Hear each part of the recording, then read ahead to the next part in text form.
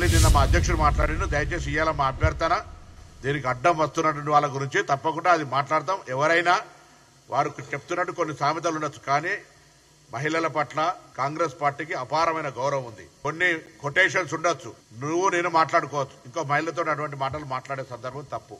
అది ఎవరైనా ప్రజాస్వామికవాదులు అందరూ ఖండిస్తారు. సేమ్ టైం దాడులు కూడా జవాబు కాదు.